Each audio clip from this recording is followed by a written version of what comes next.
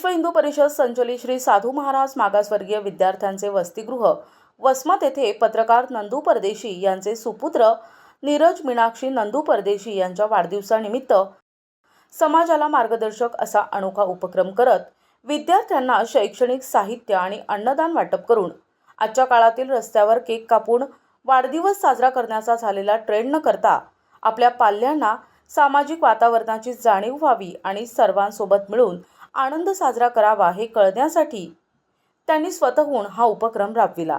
या वसतिगृहात राहून विद्यार्थी मोठे अधिकारी, कर्मचारी, व्यावसायिक आणि सामाजिक कार्यकर्ते झालेत। त्यानुसार त्यांच्या अंगी असलेली स्वयंशिस्त आपल्याही मुलांच्या अंगीकृत व्हावी यासाठी त्यांनी मुलाचा वाढदिवस वसतिगृहातच साजरा करण्याचे ठरविले। यावेळी उपस्थित साधू महाराज वसतिगृहाचे अधीक्षक शिवाजी दुधाणे तसेच सामाजिक कार्यकर्ते राजेश भालेराव, प्रसाद दुधाणे आणि नीरजचे पालक सौभाग्यवती मीनाक्षी नंदू परदेशी वसतिगृहातील विद्यार्थी उपस्थित होते।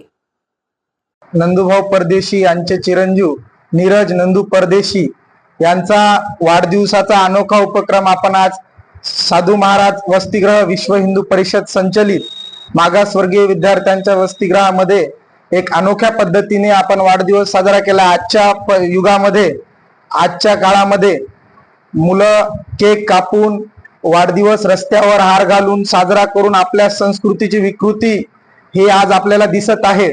तर ती न करता आपल्या मुलाला एक आदर्श कसं देता येईल आणि मुलाच्या वाढदिवसानिमित्त गरीब आणि होतकरू विद्यार्थ्यांना शैक्षणिक साहित्य देऊन आणि अन्नदान करून त्यांचा आपला हे वाढदिवसाचा उपक्रम द्विगुणित कसा करता येईल यासाठी नंदूभाऊ परदेशींनी आणि त्यांच्या परिवारांनी एक खूप चांगला समाजाला प्रेरक असा उपक्रम दिलेला आहे।